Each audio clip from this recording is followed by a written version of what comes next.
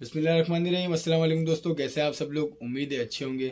जी दोस्तों, आप लोग देख रहे हैं मेरा यूट्यूब चैनल जवाब दो विद नईम अहमद। दोस्तों, जैसे कि आप लोग को मालूम है, एमकेएम पाकिस्तान ने बानी और कायद अल्ताफ हुसैन साहब के ऊपर लंदन हाई कोर्ट में एक केस किया हुआ है और वो केस जो है अभी चल रहा है। ये केस जो है वो प्रॉपर्टी के हवाले से किया गया है। अब आज जो है इस केस की तीसरी समाअत हुई। इससे पहले दो समाअत हो चुकी हैं, आज तीसरी समाअत हुई है और इस तीसरी समाअत में कुछ बड़ी अजीब व गरीब बातें की गई है। बड़े अजीब से आर्गूमेंट किए गए हैं गवाहान जो है उनकी तरफ से। अब गवाहान जो आज कौन कौन थे एमकेएम पाकिस्तान के, वो भी मैं आपको बताऊंगा, लेकिन उससे पहले मैं आपको थोड़ा सा ये बताता चलूं। जब से ये केस शुरू हुआ है लंदन में, उस दिन से आज तक, मतलब आज तीसरे दिन तक, बानी एमकेएम अल्ताफ हुसैन साहब जो हैं वो सोशल मीडिया पे छा गए हैं। आप ट्विटर उठा के देख लें, आप फेसबुक देख लें, आप यूट्यूब देख लें, और इसके अलावा जितने भी प्लेटफॉर्म हैं सोशल मीडिया के, हर जगह पे डिस्कस किया जा रहा है अल्ताफ हुसैन साहब के केस को लेके, लंदन प्रॉपर्टी केस को लेके हर जगह डिस्कस किया जा रहा है। और हर जगह इनकी वीडियोज जो है अल्ताफ हुसैन साहब की वायरल भी हो रही हैं। अब इसी सोशल मीडिया को लेके एक मशहूर और मारूफ सहाफ़ी हैं अजहर जावेद, इनका नाम है, पंजाब से इनका ताल्लुक है और ये होते यूके में है। ये अक्सर जो है अल्ताफ हुसैन के हक में ट्वीट करते रहते हैं, मैंने आपको पहले भी बताया है। और ये अपने ट्वीट में ये बताना भी चाहते हैं कि इनका ताल्लुक जो है वो पंजाब से है, लेकिन वो बात करते हैं फिर भी अल्ताफ हुसैन के हक में। मतलब उनका तासुर ये होता है कि अल्ताफ हुसैन साहब जो है वो महाजिर कौम के ही लीडर नहीं है, पंजाबियों के दिल में भी उनके लिए जगह है। तो आज अजहर जावेद साहब जो है उनकी मुलाकात हो जाती है कोर्ट रूम के बाहर अल्ताफ हुसैन साहब से। तो अजहर जावेद एक मुख्तसर सा इंटरव्यू लेते हैं अल्ताफ हुसैन का, जिसमें अजहर जावेद साहब सवाल करते हैं और उनको कह बताते हैं कि पंजाबी भी वही सोचते हैं जो अल्ताफ भाई सोचते हैं, और कराची के लोग सोचते हैं कि 2018 के इलेक्शन में एक मखसूस पार्टी को जितवाने के लिए आपको, यानी अल्ताफ हुसैन साहब को, अपनी पार्टी से, अपने शहर से हटाया गया, अलग किया गया एक मखसूस पार्टी को इलेक्शन जितवाने के लिए। अब वो मखसूस पार्टी आप लोग समझते हैं पीटीआई है। तो उस पर अल्ताफ हुसैन साहब जवाब देते हैं कि जो माइनस का जो फार्मूला है ना, -1 माइनस अल्ताफ हुसैन का फार्मूला, ये 2018 से नहीं है। अल्ताफ हुसैन साहब कहते हैं माइनस अल्ताफ हुसैन का फार्मूला 2018 से नहीं है, ये फार्मूला 1992 से अप्लाई किया जा रहा है। 1992 में आमिर और रफाक को लाके हकीकी बनाई गई थी। उसके बाद अजीम अहमद तारिक ग्रुप लाया गया सामने, उसके बाद पीएसपी को लाया गया, फिर आखिर में एमकेएम पाकिस्तान को लाया गया और मुझे अलग किया गया, मुझे माइनस किया गया। तो ये फार्मूला पुराना है, ये फार्मूला 2018 का नहीं है, ये अल्ताफ हुसैन साहब फरमाते हैं। उसके बाद जो अजहर जावेद साहब कहते हैं, अजहर जावेद कहते हैं अगर अगर आपको इजाज़त मिल जाती है, जो कि मैं समझता हूं कि आपको इजाज़त मिलने वाली है। अजहर जावेद के अल्फाज हैं कि मैं समझता हूं कि आपको इजाज़त मिलने वाली है।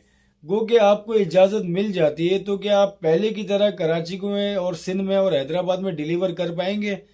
उसका अल्ताफ हुसैन साहब जवाब देते हैं, आप पाबंदी हटने दें, हमें जलसे जुलूसों की इजाज़त मिलने दें, हमें इलेक्शन कैंपेन चलाने दें, उसके बाद हम दिखाएंगे बल्दियाती इलेक्शन में पहले से भी ज़्यादा अच्छे नताइज आपको हम दिखाएंगे। अल्ताफ हुसैन साहब ये कहते हैं। उसके बाद अल्ताफ हुसैन साहब, ये बड़ा ख़ास और बहुत इम्पोर्टेंट जुमला है, उसके बाद अल्ताफ हुसैन साहब कहते हैं हम पाकिस्तान को तबाह करना नहीं चाहते, हम पाकिस्तान को तोड़ना नहीं चाहते, हम पाकिस्तान को तरक्की पहुंचाना चाहते हैं, हम पाकिस्तान को संवारना चाहते हैं, लेकिन बगैर करप्शन के, करप्शन से पाक पाकिस्तान जिंदाबाद। ये अल्ताफ हुसैन साहब ने आज नारा लगाया, करप्शन से पाक पाकिस्तान जिंदाबाद, ये बोल के वो चले जाते हैं। अब एक तो हो गया ये इंटरव्यू जो कि अजहर जावेद साहब ने। इसके बाद एक और इंटरव्यू उनका करते हैं मुर्तज़ा अली शाह। मुर्तज़ा अली शाह ने जो इंटरव्यू किया, वो जो कल जो समाअत हुई थी जिसमें फारूक सत्तार साहब पेश हुए थे, उस समाअत को लेकर उन्होंने बात की। मुर्तज़ा अली शाह कहते हैं, जी अल्ताफ भाई आप ये बताएं आपको कैसा लगा कि फारूक सत्तार जो आपके बहुत करीबी साथी थे, उन्होंने आपके खिलाफ बयान दिया, तो आपको कैसा लगा। उस पर अल्ताफ हुसैन साहब बहुत ज़्यादा अफसरदा हो जाते हैं और उनका चेहरा जो होता है थोड़ा बुझा बुझा सा हो जाता है, और वो कहते हैं जी मुझे बहुत अफसोस हुआ लेकिन मुझे फिक्र इस बात की है, इन लोगों की औलादें मतलब अमीनुल हक, फारूक सत्तार और बाकी जो दूसरे लोग हैं, वसीम अख्तर वगैरह, इन लोगों की औलादें अगर कल को इनके साथ ऐसा करें जैसा कि ये अपने रूहानी बाप के साथ कर रहे हैं, तो इन लोगों का क्या होगा, मुझे इस बात की फिक्र है। और दूसरा, वो कहते हैं जब मैं अभी कोर्ट रूम में बैठा हुआ था तो मैं सोच रहा था, अल्ताफ हुसैन साहब कहते हैं मैं कोर्ट रूम में बैठे हुए मैंने सोचा कि जो हम हल्फ लेते हैं ना वफादारी का कुरान शरीफ पे हाथ रख के, मैं इस पे पाबंदी लगाऊंगा कि ये ना करना है। हल्फ लेना कुरान शरीफ पे हाथ रख के वफादारी के लिए ये नहीं करना, क्योंकि ज़मीर फरोश लोग जो है वो फिर इस चीज़ को नहीं सोचते कि उन्होंने कुरान शरीफ की कसम खाई है। ये बड़ा अच्छा जुमला, बहुत अच्छी बात की आज अल्ताफ हुसैन साहब ने, क्योंकि सियासत में पाकिस्तान की, ख़ास तौर पे पाकिस्तान की सियासत में कुरान शरीफ को या मज़हब को इस्तेमाल करना ही नहीं चाहिए।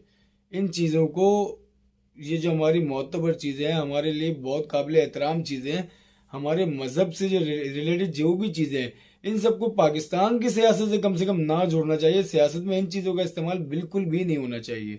ये बड़ी अच्छी बात की आज अल्ताफ हुसैन साहब ने। और इसके अलावा जी, पंजाब में रावलपिंडी में एक इलाका है फैज़ाबाद, ये बॉर्डर लगता है ना, हाईवे का रोड लगता है ये फैज़ाबाद।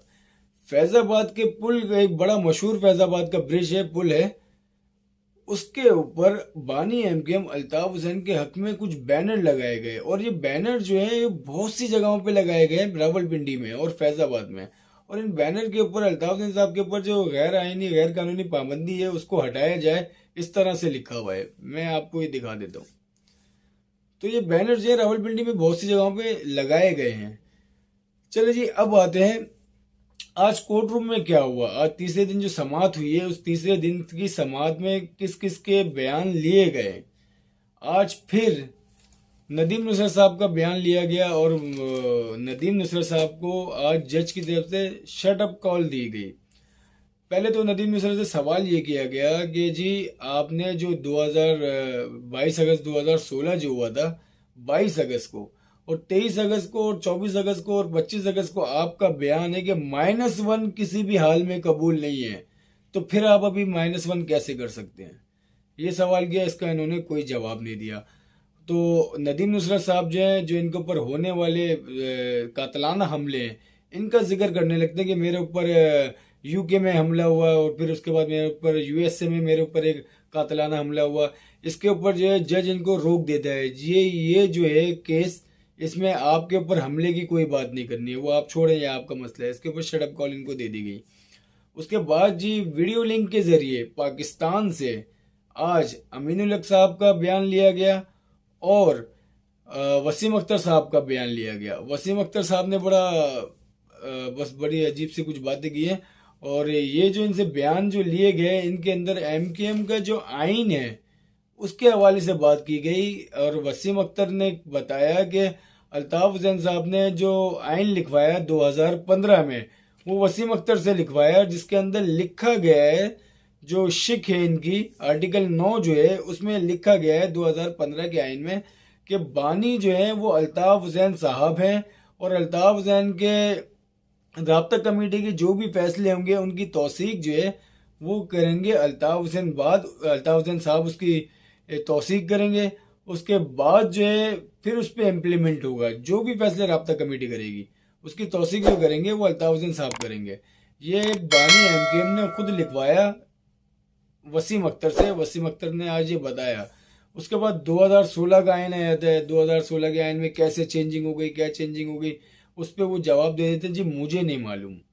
2 3 4 5 जगहों पे इन्होंने जवाब दिया, आई डोंट नो, मुझे नहीं मालूम। और जी इसके अलावा अमीनुल हक साहब से जब बात की गई, अमीनुल हक साहब ने तो साफ ही मना कर दिया, 2015 के आइन का तो मुझे पता ही नहीं है।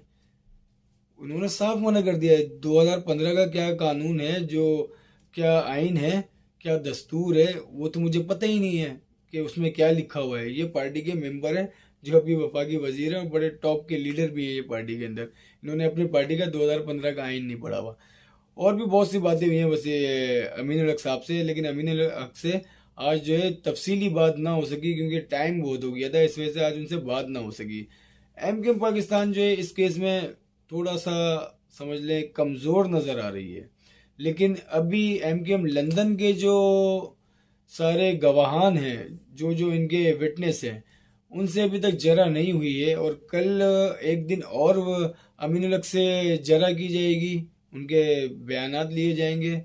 और उसके बाद परसों से जो एमकेएम लंदन के लोग हैं उनसे जरा की जाएगी, उनके बयान लिए जाएंगे। उसके बाद जो है फैसला किया जाएगा। अब फैसला जो हो सकता है ना, अब ये फैसला अगर एमकेएम लंदन के हक में आता है तो ये 2015 का जो आइन है उसको देखते हुए ये फैसला एमकेएम लंदन के हक में आ सकता है।